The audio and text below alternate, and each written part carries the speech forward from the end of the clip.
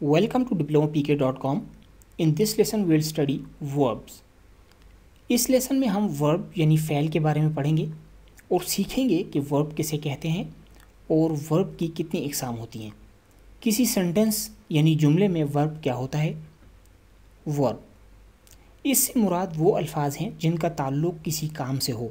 किसी जुमले में काम से ताल्लुक़ रखने वाले अल्फाज को वर्ब कहते हैं। मिसाल के तौर पर आई एम रीडिंग बुक, मैं किताब पढ़ रहा हूँ। मैं रीडिंग यानी पढ़ना काम है। शी इज़ कुकिंग मील, वो खाना बना रही है। कुकिंग खाना बनाना यानी पकाना, ये काम है। इसी तरह वर्ब्स की फॉर्म्स जो हैं वो 5 फॉर्म्स होती हैं।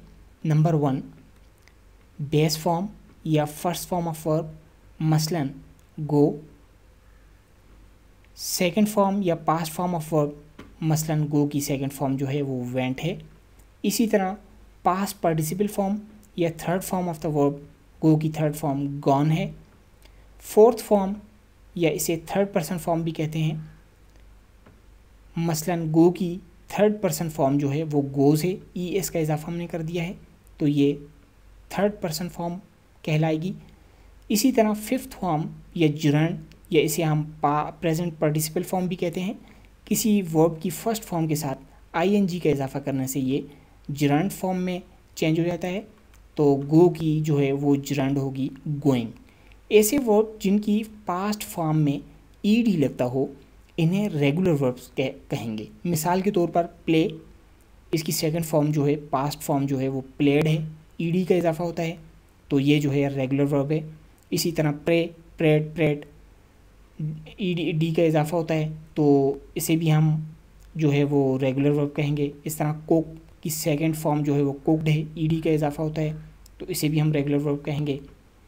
ऐसे वर्ब जिनकी पास्ट फॉर्म में ED नहीं लगता इन्हें इर्रेगुलर वर्ब कहेंगे। मिसाल के तौर पर गो, इसकी सेकंड फॉर्म वेंट है तो इसमें ED नहीं लगता है इसलिए इसको जो है वो इर्रेगुलर वर्ब कहेंगे। इसी तरह राइट की सेकंड फॉर्म रोट है, पास्ट फॉर्म रोट आ गई इसकी तो इसमें भी ED का इजाफा नहीं हुआ है सेकंड फॉर्म में तो इसे भी हम इर्रेगुलर वर्ब कहेंगे। इसी तरह रीड जो है ये जो है फर्स्ट फॉर्म ऑफ वर्ब है, इसकी पास्ट फॉर्म रेड है। स्पेलिंग यही होंगे लेकिन वो रेड हो जाएगा, पढ़ने में प्रोनाउंसिएशन रेड होगी तो उसमें भी ED का इजाफा नहीं होता है, इसी तरह इसको हम इर्रेगुलर फॉर्म कहेंगे। बाज़ वर्ब्स का ताल्लुक़ काम की बजाय ज़माने से होता है, इन्हें वर्ब टेंसेस कहते हैं। मिसाल के तौर पर डू और डज़ को प्रेजेंट सिंपल में इस्तेमाल किया जाता है, डिड का इस्तेमाल पास्ट सिंपल में किया जाता है, इज़ ए मार का इस्तेमाल प्रेजेंट प्रोग्रेसिव में किया जाता है।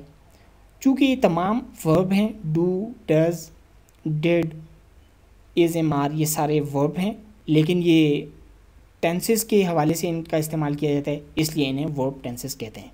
सो डियर स्टूडेंट, आज हमने वर्ब के बारे में पढ़ा कि वर्ब किसे कहते हैं और इसकी 5 फॉर्म्स के बारे में हमने स्टडी किया कि इसकी 5 फॉर्म्स होती हैं, बेस फॉर्म या फर्स्ट फॉर्म, इसी तरह पास्ट फॉर्म या सेकंड फॉर्म और थर्ड जो है पास्ट पार्टिसिपल फॉर्म या थर्ड फॉर्म इसे कहते हैं।